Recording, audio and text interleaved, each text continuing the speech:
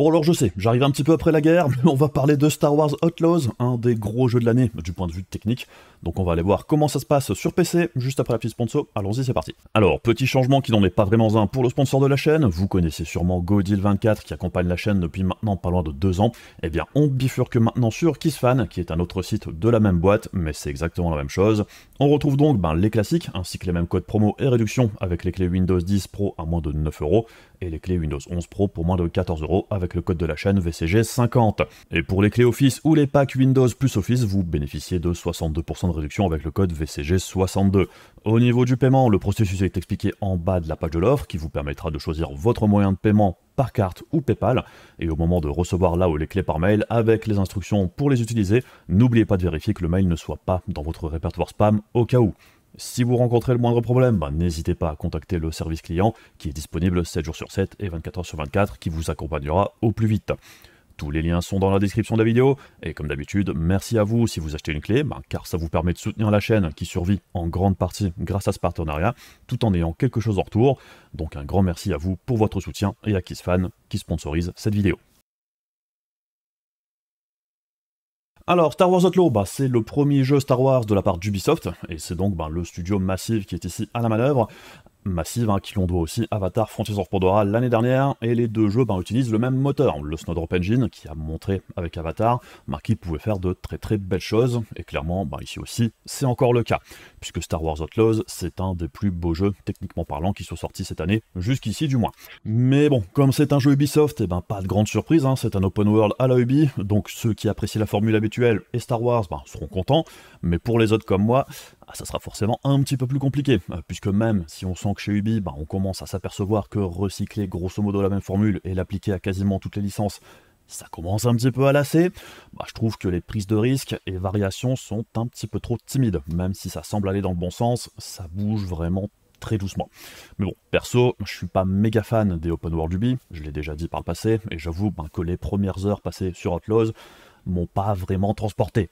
L'histoire c'est du vu et revu, le gameplay dans les premières missions est assez soporifique, et même si techniquement parlant le jeu envoie du lourd, ça suffit pas vraiment à se sentir hyper motivé, même en aimant Star Wars. C'est vrai qu'au niveau de l'immersion, c'est vraiment très bien, les environnements sont magnifiques, c'est vraiment du Star Wars, mais c'est vrai que ça manque d'un petit truc. Et bon, c'est un petit peu dommage aussi que le jeu soit un petit peu lent à l'allumage, puisque si j'en crois les retours des joueurs, le jeu devient beaucoup plus sympathique au bout de quelques heures quand ça s'ouvre un petit peu plus. Et ça n'a pas l'air d'être un mauvais jeu dans l'ensemble, c'est juste qu'il ne semble pas non plus spécialement se démarquer de la masse. Donc bon, apparemment les premiers chiffres de vente sont pas incroyable, et on a d'ailleurs vu que le cours de l'action Ubi a chuté en conséquence, et je suis pas vraiment hyper surpris. Le jeu c'était une des 2 grosses cartouches d'Ubisoft pour cette année, avec le prochain Assassin's Creed qui arrive dans quelques mois.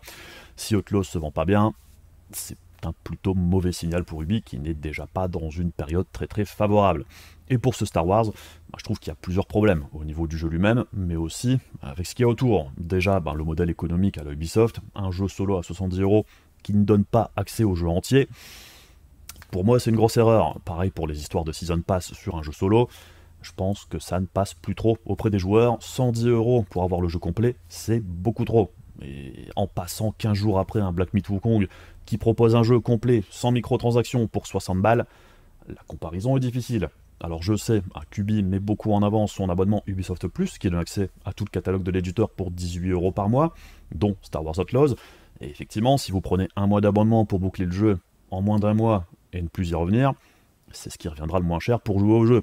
Mais bon, là aussi, je pense qu'il y a une grosse lassitude des consommateurs avec les services d'abonnement en tout genre, qui se multiplient beaucoup trop, et on comprend bien aussi que l'intérêt ou le but recherché avec ces services d'abonnement, c'est que l'utilisateur oublie d'annuler l'abonnement. Et en plus de ça, le jeu n'est pas disponible sur Steam. C'est vrai que pour un jeu PC, c'est souvent un point négatif. Surtout que le launcher d'Ubisoft n'est pas spécialement génial. Et même si le titre est aussi disponible sur l'Epic Game Store, ça compense pas sur le fait qu'il ne soit pas sur Steam du tout. Sinon, pour le jeu en lui-même, je suis pas persuadé que miser sur un personnage non Jedi ou Sith dans un Star Wars, ce soit la meilleure chose à faire pour encourager les ventes, du moins.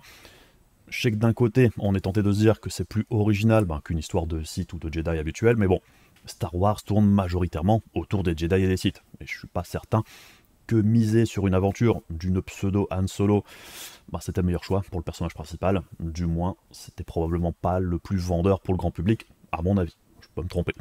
Pareil, au niveau de la timeline, toujours être enfermé autour de la saga Skywalker, bon, c'est un petit peu dommage. C'est vrai qu'un Star Wars dans la période Old Republic ou un KOTOR avec le moteur que l'on a ici, ça m'aurait bien plus hypé, et ça aurait laissé beaucoup plus de liberté aussi au niveau de l'histoire.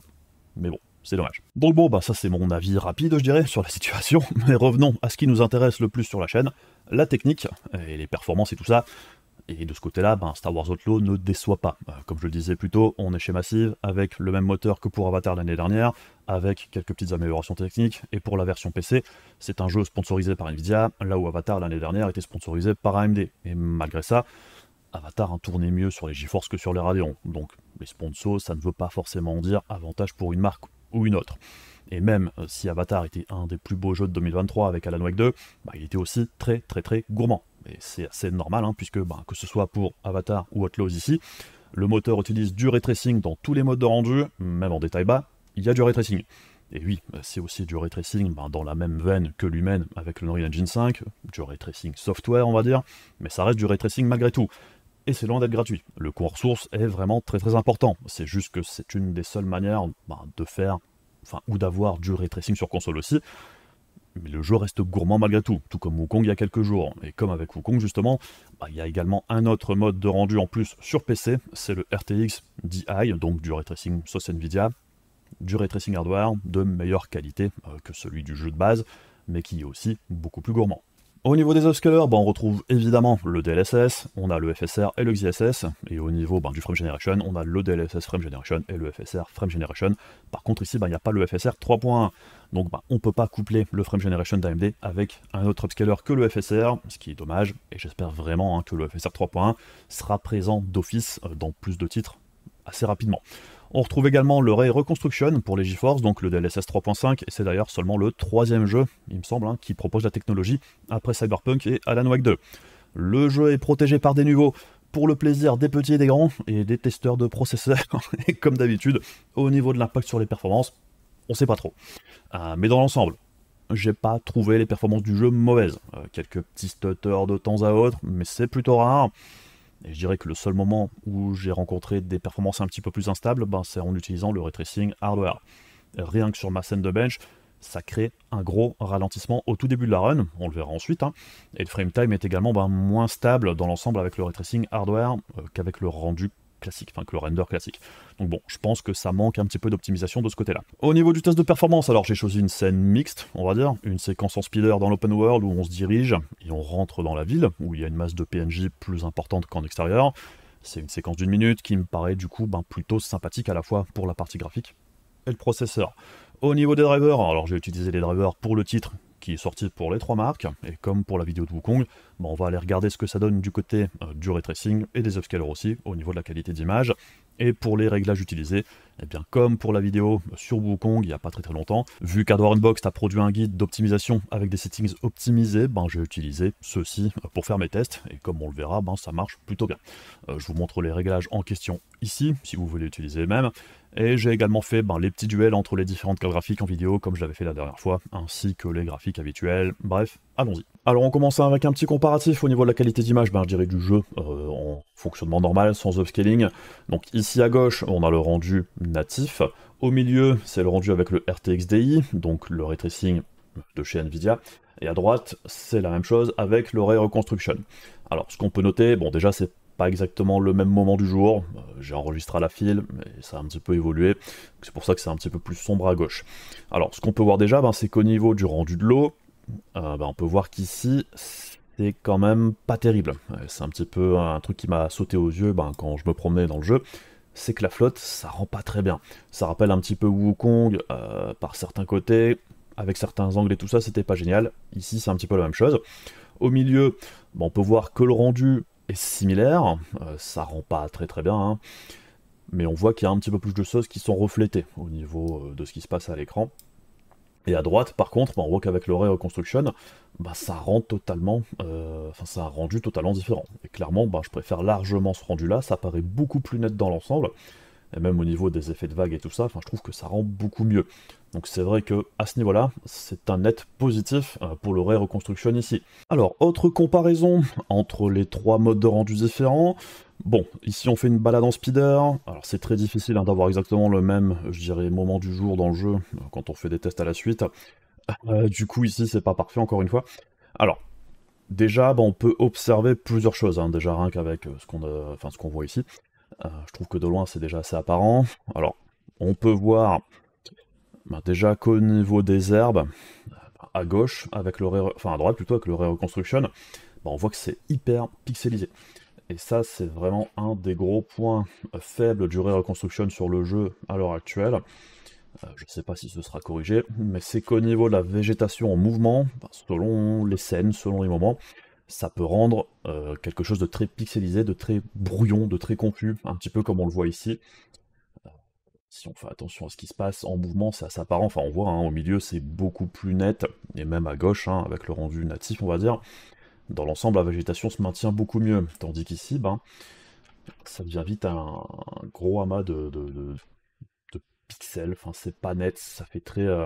on a l'impression que ça se mélange, on va dire ça comme ça, ce qui est un petit peu dommage, hein, puisque du coup, ben, le Ray Reconstruction n'est pas toujours mieux que le rendu sans ou que le rendu natif. Le Ray Reconstruction, hein, ça reste une technologie encore très récente, il n'y a eu que 2 jeux avant ce jeu-là où il était présent. Très clairement, je pense qu'NVIDIA a encore besoin de bosser sur l'algorithme, puisqu'il n'est pas encore parfait. Ce qui n'est pas surprenant outre mesure, hein, c'est comme le DLSS, quand il était arrivé, c'était loin d'être parfait. Alors par contre là j'ai fait un autre enregistrement parce qu'en jouant j'étais tombé dessus. Là c'est le rendu avec le ray tracing normal je dirais. On voit qu'au niveau du phare tout se passe bien mais on voit que ça crée une traînée lumineuse derrière. Il y a une bande autour de la moto, enfin du speeder, qui n'est pas censée être là. Normalement le phare doit juste éclairer devant. Donc ça c'est du ghosting, un petit peu comme on en a déjà vu par exemple sur Cyberpunk ou d'autres jeux. Hein. Avec le ray tracing, parfois le rendu, ben, il y a des petites anomalies. Et là ben, quand on va activer le Ray Reconstruction, ben, on va voir que ça va venir corriger ce défaut. Ça va se remettre en route, hop. Alors voilà, j'ai fait un demi-tour un peu mauvais, mais là on voit que du coup, ben, qu'au niveau de ce qui se passe derrière, je dirais le phare, ben, tout est normal, donc autant au niveau de l'herbe et tout ça, le reconstruction quand l'herbe bouge, ça se passe pas très bien, là ça va, hein, au niveau de ce qu'on voit ici, et au niveau du phare, ben, ça vient corriger le problème, donc vraiment, ça dépend de ce qui se passe à l'écran. Alors, autre exemple assez intéressant, où on va voir que le Ray Reconstruction, bah, ça peut être intéressant, c'est par exemple au niveau des tolls ici. On voit à gauche, c'est le rendu normal du jeu, le rendu classique, on va dire. Au milieu, encore une fois, c'est le ray tracing normal. Et à droite, bah, c'est le Ray Reconstruction. Bon, ça saute aux yeux assez rapidement. On voit qu'à droite, il y a beaucoup plus de détails au niveau de la tolle, au niveau de ce qui est ben, renvoyé, hein, puisqu'elle est un petit peu réfléchissante, on va dire. Ça renvoie un petit peu les reflets de la lumière. Et on voit qu'à droite, ben, il y a beaucoup plus de détails qui sont retranscrits, et même au niveau du tuyau en lui-même, on voit qu'il y a beaucoup plus de détails qui ressortent avec le Ray Reconstruction. Donc, selon les scénarios, c'est vrai qu'il peut proposer quelque chose de beaucoup plus net et de beaucoup plus défini. Donc c'est intéressant, et c'est dommage que bah, il y a certains moments où celui-ci propose une moins bonne qualité d'image. Donc il y a du bon et du moins bon pour l'instant. Et j'espère vraiment hein, qu'NVIDIA arrivera à corriger, je dirais, les problèmes de jeunesse du Ray Reconstruction. Et donc ça, ben, c'est la dernière scène que j'avais enregistrée parce qu'elle était assez intéressante en fait, puisque j'étais tombé dessus par hasard en me promenant. Avec le Ray Reconstruction, ben, j'avais vu qu'au niveau des ingrédients qui sont présents là sur la table, ben, ça scintillait beaucoup, ça faisait cet effet un petit peu étrange. Du coup, je l'ai désactivé, ben, je me suis aperçu que c'était pas du tout présent avec le ray tracing normal et avec le rendu de base. Donc là, très clairement, ben, au niveau de l'algorithme, il y a un truc qui se passe pas bien. C'est un bug d'affichage, donc c'est un petit peu dommage. C'est pas dramatique, hein, mais c'est vrai que du coup, c'est pas le rendu correct. Alors après, je sais, hein, à gauche c'est plus net. Je pense que le blur, c'est pas, enfin, ou depth of field, c'est pas mis en route avec le zoom à gauche pour une raison qui m'échappe. Mais c'est vrai que même en dehors de ça, on voit qu'au niveau de la gestion de l'éclairage, ça rend pas du tout de la même manière, puisque c'est vrai qu'avec une lumière juste au-dessus des objets qu'on voit sur la table, bah normalement on n'est pas censé avoir des ombres comme ça qui partent dans ce sens-là. Du coup avec le ray tracing, on voit que la gestion des ombres est beaucoup plus correcte. Par exemple là, les objets, on voit que la façon dont les ombres sont placées, c'est beaucoup plus logique. Tandis qu'ici, à gauche, bah, ça l'est beaucoup moins. Après, c'est des petits détails, hein, bien évidemment, mais c'est souvent ça qui fait que bah, quand on se promène dans le jeu, il y a certains moments où on va arriver à un endroit et on va se dire bah merde, ça rend vraiment très très bien, et c'est assez bluffant. C'est juste que le rendu est plus naturel. Enfin, parfois, c'est très subtil, hein, mais c'est vrai que ça crée des petites différences comme ça. Et encore une fois, bon, on voit qu'au niveau de l'objet là, hein, il est beaucoup plus net à droite par contre. Il y a plus de détails qui ressortent qu'avec le rendu normal. Et même au niveau des... Je sais pas ce que c'est hein, sur la table. On voit que là il y a des ombres à chaque fois, tandis que là elles sont absentes avec le ray tracing normal et le rendu normal aussi, où c'est beaucoup moins apparent. Tandis que là, ben, c'est beaucoup plus logique encore une fois. Donc bref, on va passer sur les upscalers maintenant pour regarder un petit peu comment ça se passe. Alors au niveau des upscalers, on aura le rendu natif à gauche, bon malheureusement encore une fois hein, le soleil n'est pas exactement au même endroit. On retrouve ensuite le DLSS, le FSR et enfin le XISS tout à droite. Bon, qu'on peut déjà observer au niveau restitution globale, on va attendre que tout le monde soit sur la moto. Si on y arrive, je pense que je l'ai au début. Alors, est-ce qu'on a des différences au niveau du maintien des détails, on va dire entre le rendu natif et le DLSS, j'ai pas l'impression qu'il y ait de différence majeure. Hein. On va dire que pour le coup, le DLSS fait bien le taf. Par contre, on voit hein, qu'au niveau des herbes, là, c'est un petit peu crado hein, au niveau du rendu normal, le TA du jeu, hein, le TA natif. Au niveau du FSR, au niveau des détails, ma foi, c'est pas trop mauvais. Après, la moto est pas très loin non plus, mais c'est très bien. Hein. Pas de souci particulier. Par contre, on voit qu'au niveau des herbes, c'est un petit peu plus graineux par rapport au DLSS ou au rendu de base, c'est encore différent. On voit que c'est pas exactement la même chose. Et pour le XISS, bon, au niveau des détails, ça a l'air correct pour la moto. Peut-être au même endroit, mais bon, c'est pas grave. Et au niveau des herbes, c'est moins graineux que le FSR. Par contre, ça a l'air un petit peu plus flou.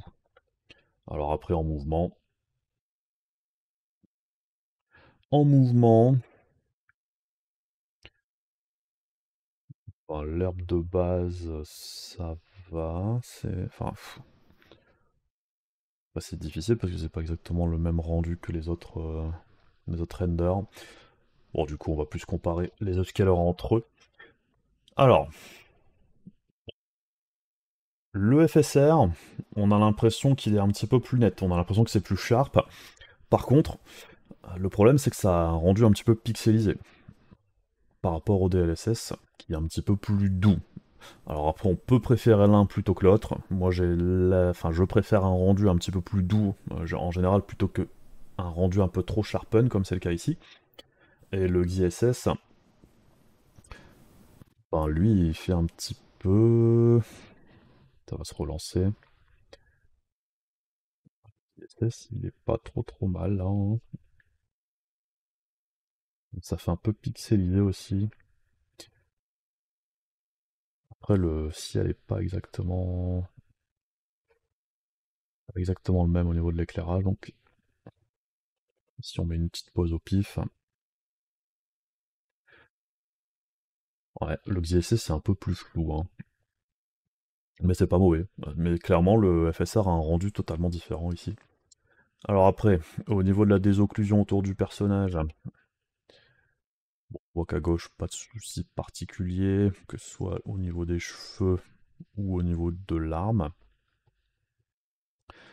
Pour le DLSS, ça a l'air plutôt ok aussi.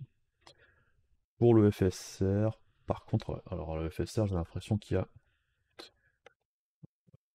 Ouais, le FSR, il a son petit problème habituel. C'est très... ça se voit surtout au moment, je vais ralentir un peu.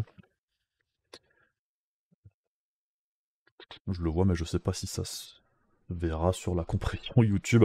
En fait, ce qui se passe, euh, c'est qu'ici, ben, il y a une sorte de ghosting au niveau de la désocclusion, ce qui fait que ça fait comme une traînée derrière la main et l'arme du personnage. Alors je sais pas si ça se verra sur YouTube, même là au niveau des cheveux. Là où le DLSS c'est pas apparent, le rendu natif, de temps en temps il y a une sorte de petit trait noir. Ouais, il est un petit peu apparent aussi, mais comme l'éclairage est plus sombre, ça se voit moins. Donc pour le coup, le DLSS ici fait mieux que le natif à ce niveau-là. Le FSR, je dirais que ça ressemble pas mal au natif ici, mais peut-être un peu empiré. Et le XISS, alors le XISS au niveau des cheveux, pas foufou, hein. On voit que c'est hyper pixelisé, ça rend pas très très bien. Par contre, j'aimerais bien que ça se remette à bouger, qu'on puisse voir s'il y a ce problème de ghosting aussi. Alors ça va se relancer, hop. Tounk tounk tounk. Par contre, ouais, il n'y a pas ce problème de ghosting qui est apparent hein, avec le FSR. Mais l'image est un petit peu moins belle, je trouve. Donc ouais, un des artefacts classiques hein, du FSR ici. Qui on espère seront corrigés un jour. Bon alors on passe maintenant sur le rendu de l'eau avec les upscalers. Bon on avait vu tout à l'heure hein, avec le Ray Reconstruction et tout ça, que ça rendait mieux avec le Ray Reconstruction. Là il n'est pas activé. Donc on a toujours le natif à gauche, le DLSS, ensuite le FSR et le XISS tout à droite. Bon encore une fois, hein, le moment du jour change un petit peu. Malheureusement le rendu du coup est pas toujours le même. Bon, au niveau de l'eau, alors c'est cracra quoi qu'il arrive, puisque déjà en natif c'est pas ouf. Il y avait que le Ray Reconstruction qui arrivait à faire quelque chose de potable, mais à distance c'est toujours un petit peu la bouillie de pixels, hein. Là pour le coup le DLSS fait pas de miracle, c'est assez proche de ce qu'on retrouve au niveau du natif. Au niveau du FSR, il y a quelques petits sentiments en plus, j'ai l'impression. Est-ce que c'est vraiment pire que le natif ou le DLSS? Bon, c'est pas terrible quoi qu'il arrive. Et le XISS, oh là, par contre le XISS, j'ai l'impression que c'est un peu la foire à la saucisse. Les mouvements un peu. Ouais, hein, on voit hein, au niveau du XISS qu'il y a sur les rebords et tout, ça scintille un petit peu. C'est moins net, c'est même moins net que le FSR ici. Là pour le coup le XISS fait moins bien que les deux autres. Et fait moins bien que le natif aussi. Ce qui est un petit peu dommage, hein. Est-ce qu'on peut observer autre chose à distance? Au niveau des brindilles, c'est dommage que ce soit pas exactement le même ciel, enfin au niveau du soleil, l'éclairage change quand même pas mal la donne. Mais là on voit encore une fois, hein, entre le XISS et le DLSS, là on voit que ça scintille pas mal. Au niveau de la montagne, bon je zoome beaucoup hein, parce que je me dis qu'avec YouTube ça se verra peut-être pas. Ah, mais là on voit que ça scintille beaucoup, tandis que là c'est très très net. Alors on commence les petits face-à-face avec la 4090 qui préfère rester toute seule comme Laurie, puisqu'elle n'a pas de copine chez AMD. Donc bref, on a le rendu normal en rasterisation à gauche et le rendu ray tracing à droite. Le ray tracing c'est avec upscaling, hein, donc avec le DLSS en mode équilibré. Donc, bon, ce qu'on peut noter, hein, c'est que ce soit en 4K natif à gauche ou en ray tracing avec DLSS à droite, bah, ça tourne relativement bien. On peut jouer comme ça, il n'y a pas de souci particulier. Alors évidemment, hein, le jeu est très très très très lourd, 80 FPS en 4K natif. Pour un jeu aussi gourmand, ben, c'est déjà beaucoup. Et avec le DLSS, bah là, le ray tracing, ça passe aussi plutôt bien. Mais bon, c'est une des seules cartes, hein, je dirais, qui peut se permettre de faire ce genre de choses. Alors on enchaîne avec la 4080 Super et la 7900 XTX. Bon, j'ai oublié de resize l'overlay de la 7900 XTX ici. Bon, parfois c'est du côté GeForce, hein, c'est pas fait exprès. Mais bref, ce qu'on peut noter ici, ben, c'est qu'en 4K natif, et bien que ce soit la 4080 ou la 7900 XTX, on est en dessous des 60 FPS de moyenne en extérieur, tout du moins dans les champs, hein, puisque c'est vraiment un des endroits, je dirais, dans le jeu où c'est le plus lourd, hein. Le petit tour en speeder dans la pampa, c'est assez compliqué. Là, on voit que quand on se rapproche de la ville, les performances augmentent un petit peu. On arrive maintenant autour des 60. Donc bref, que ce soit pour l'une ou l'autre des cartes, hein, de toute façon, bah, il vaudra mieux faire quelques petites concessions si on veut avoir du 60 constant ou aller chercher un taux de FPS un petit peu plus élevé. Mais bon, dans les grandes lignes, il y a clairement moyen de s'en sortir. Pour du 4K natif sur un jeu aussi gourmand, encore une fois, hein, je rappelle qu'il y a du ray tracing partout, même si les softwares, ça tourne pas si mal. Alors on passe maintenant avec les mêmes cartes en ray tracing. Bon alors comme vous venez de le voir, hein, au début de la run, avec le ray tracing, à chaque fois il y a un gros lag. Bon, Bon, je pense que c'est l'endroit où je suis qui crée ça. Il y a plusieurs endroits dans le jeu, quand on active le ray tracing, ça fait ça. On voit aussi qu'il y a une différence de rendu à droite et à gauche, c'est normal, puisqu'il y a le ray reconstruction à gauche, et en plus de ça, il est même un petit peu plus lourd que le rendu de base qu'utilise la 7100 XTX, donc c'est pas vraiment à l'avantage de la 4080, et pourtant les performances sont quand même largement au-dessus. Alors bien évidemment ici aussi, on est avec l'upscaling en mode équilibré, on voit qu'on atteint malgré tout les 30 FPS environ pour la 7900 XTX, ce qui est pas si mal. Elle peut se dépatouiller. Alors évidemment, il faudra faire encore plus de concessions si on veut plus que du 30 FPS. En faisant des petits compromis à droite à gauche, il y a peut-être moyen d'arriver aux 60, mais bon, à mon avis, ça vaut pas le coup. Vaut peut-être mieux tout simplement jouer sans pour les cartes d'AMD. C'est le plus simple à faire. Pour la 4080, il faudra encore ajuster quelques settings. Du coup, on enchaîne avec la 4070 Ti Super et la 7900 XT en 4K. Ces deux cartes-là, je les fais en 4K en 1440p, puisqu'ils sont un petit peu à cheval, je trouve. Bon, ce qu'on peut noter ici, c'est qu'encore une fois, c'est à l'avantage des GeForce. La 4070 Ti Super est un cran au-dessus, ce qui est quand même pas si souvent le cas que ça. Dans la plupart des jeux, c'est la 7900 XT qui mène la danse. Là, on a vu que ce soit pour Wukong ou Star Wars, c'est à l'avantage des GeForce. Donc bref, pour du 4K natif, bon, c'est quand même un petit peu compliqué. On tourne aux alentours des 40. Alors évidemment, un petit coup d'upscaling en mode qualité, ça fera le taf pour les deux cartes, je pense, on atteindra les 60. On peut faire du 4K upscale avec ces deux cartes-là sans souci. En 1440p natif maintenant, on peut voir que les deux cartes sont effectivement au-dessus des 60 FPS de moyenne. La 4110 Ti Super tourne même quasiment autour des 80. Pour la 7900 XT, c'est un petit peu plus compliqué, puisqu'elle se maintient aux alentours des 60-70. Parfois des petites pointes au-dessus quand on va maintenant arriver en ville, mais on voit que la 4110 Ti Super grimpe aussi quand on se rapproche de la ville, puisqu'on est maintenant plus aux alentours des 80-90 selon ce qui se passe. Donc bref, les deux cartes s'en sortent malgré tout très très bien. En 1440p natif, on est au-dessus des 60 FPS, il n'y a rien qui va mal. Par contre, une fois qu'on active le ray tracing, bon alors ici vous voyez, j'ai oublié de resize l'overlay pour la RTX. Donc bref, on peut voir qu'avec le DLSS ou le FSR en mode quality, avec le ray tracing d'activer, les deux cartes s'en sortent pas si mal que ça. Même si, évidemment, la 4170 Ti Super s'en sort mieux. Mais c'est vrai que la 7900 XT, ça tourne aux alentours des 30, 40, ça pourrait être bien pire. Et la XTX ferait probablement un petit peu mieux, elle serait peut-être un petit peu plus proche des 60. Donc bref, c'est pas idéal malgré tout pour les Radeon. Très clairement, les GeForce ont un gros avantage de ce côté-là. Puisque là, par exemple, avec la 4110 Ti Super, si on veut chercher plus de performance, on pourrait aussi, par exemple, ici activer le Frame Generation, ça fonctionnerait plutôt bien. Donc bref, on enchaîne avec la 4070 Super et la 7900 GRE. Et bon, comme à chaque fois, c'est avantage pour la 4070 Super, la 7900 GRE ici, 1440p natif, on est en dessous des 60 FPS, tandis que la 4070 Super est souvent un petit cran au-dessus des 60. Dans les grandes lignes, c'est très jouable malgré tout, faudra peut-être faire un petit peu plus de compromis, en baissant quelques réglages, très probablement. Et une fois qu'on active le ray tracing, alors évidemment c'est très compliqué, on est en 1440p avec le DLSS qualité à gauche et le FSR qualité à droite. On voit que malgré tout la 7900 GRE arrive aux alentours des 30 FPS, ce qui est pas si mal pour une Radeon, parce qu'elles sont quand même largement moins performantes du côté du ray tracing.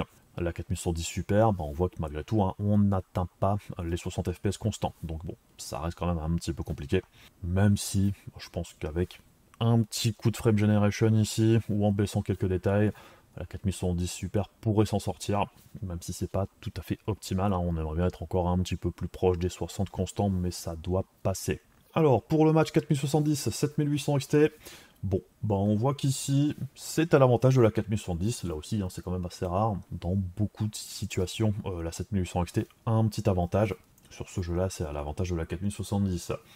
Pour autant, on voit qu'en 1440p natif, on tourne aux alentours des 60 pour la 7800 XT, même si on les atteint pas tout le temps, la 4110 est un peu plus à l'aise. Donc bon, il faudra peut-être faire quelques petits compromis en plus pour la 7800 XT, mais il n'y a rien de dramatique, je dirais, ici. Et une fois qu'on active le ray tracing, alors comme d'habitude, le démarrage est quand même assez compliqué. Une fois qu'on est un petit peu parti de la station, je dirais, les performances augmentent pour les deux cartes, on voit qu'on tourne aux alentours des 40-45 FPS pour la 4070, la 7800 XT est quand même très souvent en dessous des 30 FPS, même si là on voit que c'est remonté un petit peu, tout en sachant qu'on utilise ici l'upscaling en mode qualité. C'est déjà compliqué pour la 7800 XT, la 4110 aussi de toute façon, mais c'est déjà un petit peu plus exploitable. On enchaîne avec le duel RX 7700 XT et 4060 Ti en modèle 8 Go ici. Alors, ce qu'on peut noter, c'est qu'en rasterisation brute, on va dire, les deux cartes sont assez proches. Et là aussi, c'est quand même assez rare. Hein. Dans la plupart des jeux, la 7700 XT a quand même l'avantage d'une bonne avance dans beaucoup de jeux. Là, on a vu qu'avec Wukong et ce jeu-là, elles sont beaucoup plus proches. Les performances sont similaires, je dirais. Pas de souci particulier ici pour les deux cartes. On est en 1080p, pas d'upscaling, on tourne au-dessus des 60 fps. C'est très jouable, il n'y a pas de problème particulier. Par contre, si on visait le 1440p, pour avoir ce niveau de performance, il faudra utiliser l'upscaling en mode qualité, bien évidemment. Alors, quand on active le ray tracing, là c'est là qu'on va commencer à avoir quand même pas mal de problèmes, particulièrement pour les cartes avec 8 Go de VRAM. Puisque autant sans ray tracing, ça fonctionne plutôt bien, là on va voir que ça va partir en cacahuète. Hein. Donc là, 7700 XT n'est pas impactée parce qu'elle a 12 Go de VRAM, donc elle va s'en sortir. Malgré tout, les performances sont pas terribles, puisqu'on est avec le DLSS et le FSR en mode qualité. Puisqu'en dehors de ça, ça tournerait pas, tout simplement. Donc bon, dans les grandes lignes, je dirais que de toute façon qu'il ne faut pas activer le ray tracing avec ces cartes-là, même en 1080p, puisque le FSR et le DLSS vont tellement dégrader l'image par rapport au natif, là ça vaut pas le coup. Le 1080p upscale, c'est pas terrible. Malgré tout, ça va être intéressant de noter que la 4060 Ti va complètement s'effondrer à un moment. Voilà. Donc là, elle descend énormément en performance parce qu'elle manque de VRAM. On voit aussi que les décors ne se chargent pas normalement, il manque beaucoup de textures. Donc très clairement, les 8 Go de VRAM sont insuffisants. Hop, là j'ai lancé le clip avec les modèles 16 Go. Alors, ce qu'on va noter, c'est que du coup, les performances pour la 4060 Ti se maintiennent beaucoup mieux qu'avec le modèle A8. Puisque là, on n'a pas le souci de VRAM. Et on voit que le framerate même est plus stable dans l'ensemble qu'avec le modèle 8 Go, particulièrement avec le ray tracing. Et on voit que, par rapport à la 7700 XT, ici, la 4060 Ti fait beaucoup mieux. Donc c'est vrai que c'est encore une fois un de ces scénarios où les cartes avec 8 Go de VRAM peuvent poser problème. Là, c'est avec upscaling d'activer, donc c'est déjà avec des compromis. Si c'était pas le cas, ce serait encore pire, je dirais. Donc là, on avait vu que le modèle 8 Go avait déjà complètement give up ici. Là, ici, pour le modèle 16 Go, pas de problème particulier. Et pour les petites cartes de la génération, la 4060 et la 7600, alors, ce qu'on peut noter, c'est que les cartes ici sont très proches, plus proches que dans les autres duels, même s'il y a un très léger avantage, je dirais, pour la 4060 malgré tout, c'est beaucoup plus serré que dans les autres duels. Qu'est-ce qui fait que c'est le cas ici plutôt que dans les autres duels? J'en sais rien, mais bon, c'est comme ça. Dans l'ensemble, 1080p natif, les deux cartes tournent aux alentours des 40-50 fps. Ok, faudra faire quelques petites concessions en plus, baisser quelques réglages, et ça devrait tourner sans trop de problèmes. Et quand on active le ray tracing, alors là, carte avec 8 Go des deux côtés, la 7600 aura les mêmes problèmes que la 4060 ici. Donc, quand on va arriver en ville et tout ça, on rencontrera les mêmes soucis, les textures vont pas se charger, les performances vont s'écrouler, la 4060 aussi, s'il n'y avait pas ce problème de VRAM, la 4060 s'en sortirait mieux dans l'ensemble. Bon, encore une fois, faut juste pas utiliser le ray tracing avec ces cartes-là, bien évidemment. Et pour le duel 3060 Ti 6700 XT, eh bien c'est à l'avantage de la 3060 Ti. Et là aussi normalement, dans la plupart des duels, dans la plupart des scénarios, normalement la 6700 XT est un petit cran au-dessus de la 3060 Ti. Là on est en 1080p, on est en natif, on voit qu'on n'atteint pas les 60 fps. Donc bon, ici aussi, il faudra descendre encore un petit peu au niveau des réglages pour pouvoir les atteindre. Mais on est vraiment pas loin de les avoir de base, donc c'est pas si mal que ça. Encore une fois, c'est un jeu hyper exigeant. Et avec le ray tracing, comme on vient de le voir ici au démarrage, gros problème pour la 6700 XT. Bon alors après on sait, RDNA 3 au niveau du ray tracing, c'est déjà pas terrible. RDNA 2 c'était vraiment mauvais. Et là très clairement, on voit qu'on est, on est en galère pour la 6700 XT, malgré ses 12 Go de VRAM. Là on voit que c'est vraiment sa puissance brute qui pêche. Alors la 3060 Ti, par contre, surprenant, par rapport à la 4060 ou la 4060 Ti, elle se maintient pas si mal que ça malgré ses 8 Go de VRAM, 1080p upscale avec ray tracing. Donc probablement, comme elle a 16 lignes PC Express au lieu de 8 pour les deux cartes, ça doit l'aider quand la VRAM sature. Et en plus de ça, elle a un bus mémoire beaucoup plus large, en 256 bits, ce qui là aussi doit pouvoir l'aider à mieux se maintenir au niveau de sa VRAM, mais on doit vraiment être à la limite. Donc elle fait mieux que les deux cartes de nouvelle génération, mais c'est clairement pas confortable. Puisque comme on peut le voir, il y a des éléments du décor qui se chargent pas. Donc bref. Alors on retrouve ensuite un duel de petites cartes d'ancienne génération, la 3060 et la RX 6600. Et bien là on peut voir que c'est avantage 3060, clairement, elle est un petit cran au-dessus, mais bon, 1080p natif, on tourne aux alentours des 35 fps, Quand on va arriver en ville, on sera plus proche des 40, 50. Bon, il y a moyen encore de jouer avec ces deux cartes-là. Faudra descendre les réglages, hein. Faudra passer en détail médium, voire en détail bas pour avoir plus de performance. Et là, ça devrait tourner très correctement. Là, je dirais que c'est des conditions quand même assez compliquées pour les deux cartes. On voit malgré tout hein, qu'on est au-dessus des 30 FPS la plupart du temps. C'est pas si mal que ça dans l'ensemble pour un jeu aussi exigeant avec de si petites cartes. Un duel sur des cartes un peu plus vieilles encore, la 1080 Ti et la 2060, et bien là c'est un petit peu comme avec Black Myth Wukong, les deux cartes sont assez proches, alors que d'ordinaire hein, la 1080 Ti est quand même largement au-dessus d'une RTX 2060. Alors, encore une fois, des jeux avec des moteurs modernes, ben c'est pas à l'avantage de la 1080 Ti. Les jeux DirectX 12 avec toutes les features modernes, ben c'est impactant pour la 1080 Ti puisqu'elle n'a pas toutes les fonctions, je dirais, en hardware. Donc du coup, elle est pénalisée. Alors que sur des jeux DirectX 11 avec des moteurs un petit peu moins exigeants, un petit peu moins modernes, bah elle met encore une tollée à des cartes plus récentes. Donc ici, elle n'est pas à son avantage. Et la 2060 ben, s'en sort surprenamment bien, je trouve, 40 FPS environ. En 1080p natif, c'est pas mal du tout pour la petite 2060. Les 6 Go de VRAM, quand on n'utilise pas le ray tracing, bah, ça n'a pas l'air d'être hyper pénalisant ici. J'ai pas vu de soucis majeurs, bah, c'était plutôt surprenamment correct, je trouve, pour une petite 2060. Donc agréablement surpris ici. Et enfin on termine avec la GTX 1060 6Go. Bon, j'ai pas fait le test en 1080p puisque tout simplement ça tourne pas correctement, on est à genre 10 FPS. Et j'ai utilisé directement le FSR en mode qualité. Alors, il y a des bugs d'affichage, bon c'était peut-être juste pas de bol, mais on voit que ça tourne quand même pas si mal que ça.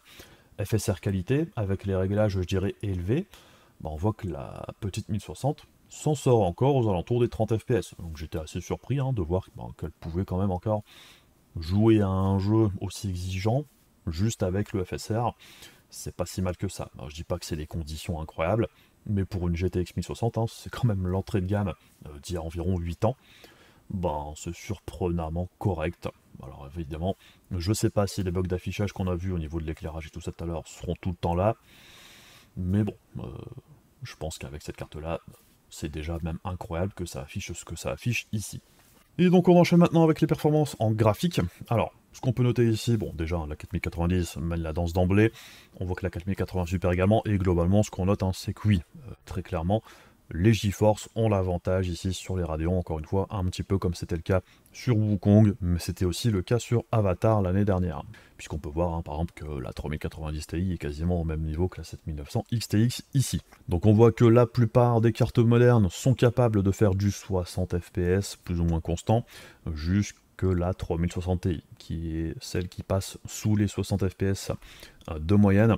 Malgré tout, on n'est pas très loin, tout comme pour la 6700 XT.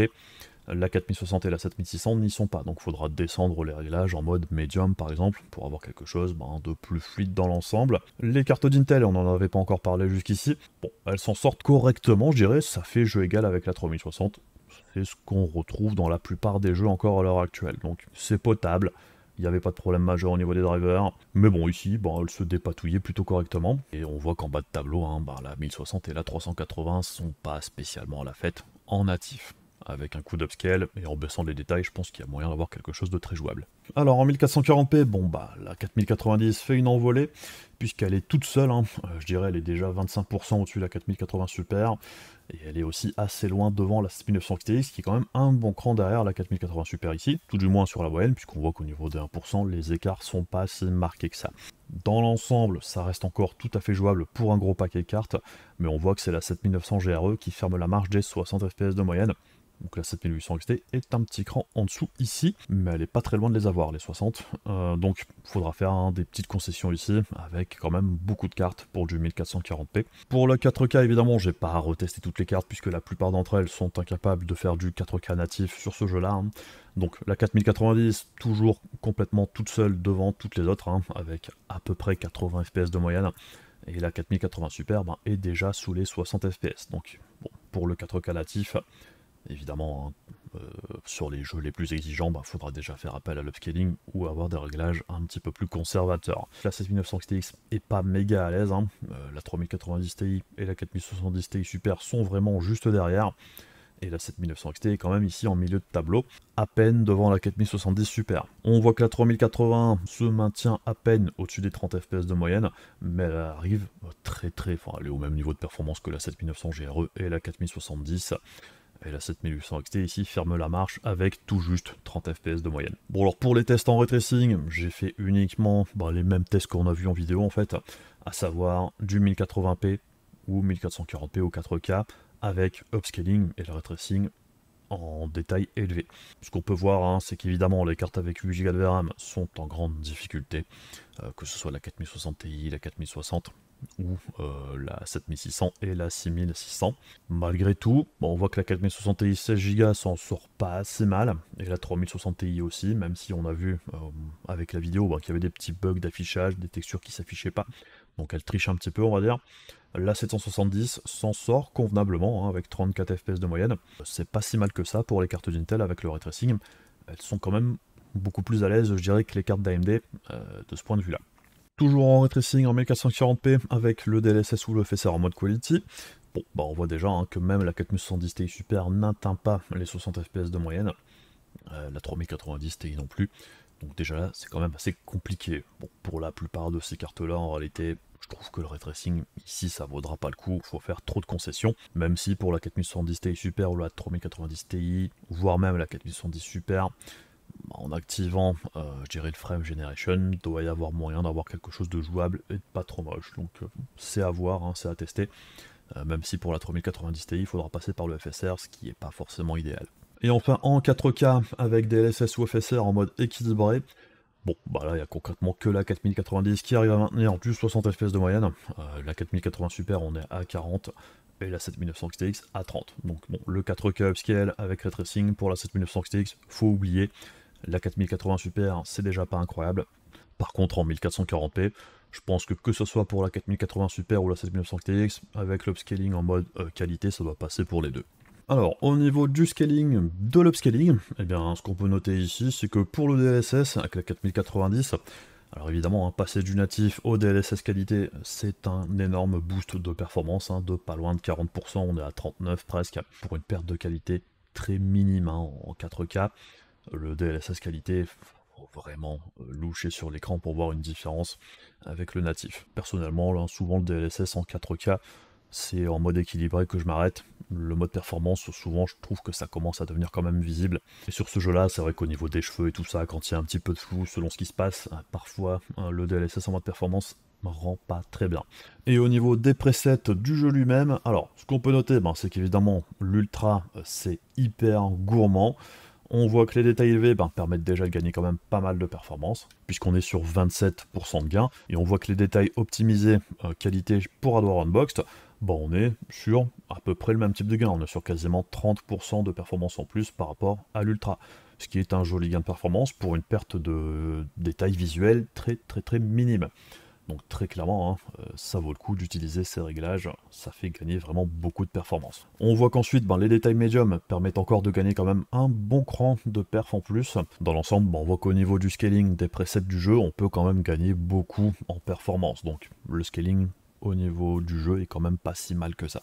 Et enfin, on termine avec les processeurs. Bon, dans l'ensemble, le jeu est quand même beaucoup plus demandeur du côté des cartes graphiques que des processeurs, mais ils ont quand même un petit impact, tout du moins avec la 4090, puisqu'on voit qu'en 1080p, c'est le 7800 3D qui arrive en tête, suivi du 14700K qui s'en sort très bien lui aussi, et on voit que le 5800 X3D sur le titre a un vraiment très joli score, puisque il fait pas aussi bien que le 14700K, mais il est pas si loin derrière, donc encore une fois, belle performance hein, pour le plus gros processeur de la plateforme AM4, qui est encore tout à fait viable.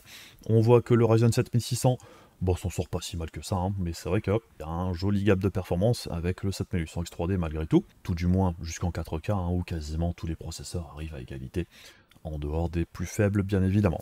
On voit que le Ryzen 5600, s'en sort encore convenablement, mais c'est vrai qu'on est sous les 100 FPS de moyenne, hein, puisque là c'est lui qui va limiter.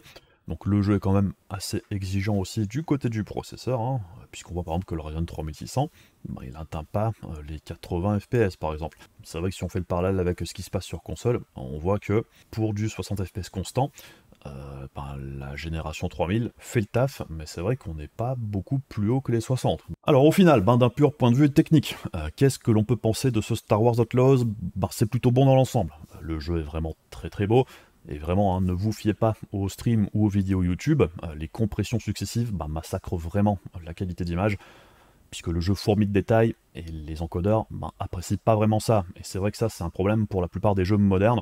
La différence entre ce que vous voyez souvent sur YouTube ou Twitch, et ce que l'on voit vraiment quand on a le jeu dans les mains, c'est vraiment pas la même chose. Donc c'est aussi quelque chose à garder à l'esprit. Sinon, au niveau de l'optimisation, tout n'est pas parfait, mais c'est plutôt correct. Mais oui, c'est un jeu très très très gourmand, point de vue puissance graphique, ray tracing oblige je dirais, et il y a vraiment que les plus grosses cartes qui réussiront à faire tourner le jeu avec tous les curseurs au max. Mais encore, ça sera pas sans concession, surtout avec le RTX DI, c'est quasiment toujours upscaler plus ou moins agressif obligatoire, plus frame generation si on veut atteindre les 100 fps. Donc évidemment, ça sera pas utilisable pour tout le monde, avec, je dirais, tout poussé au max. Et c'est vrai que, comme pour Avatar l'année dernière, le moteur semble vraiment plus apprécier les GeForce que les Radeon. Par contre, pour le RTX DI, là oui, sans surprise, techno Nvidia qui implique une charge au niveau du ray tracing hyper lourde, et donc plus favorable aux GeForce, et dans ces scénarios-là, comme à chaque fois, les GeForce ont largement l'avantage.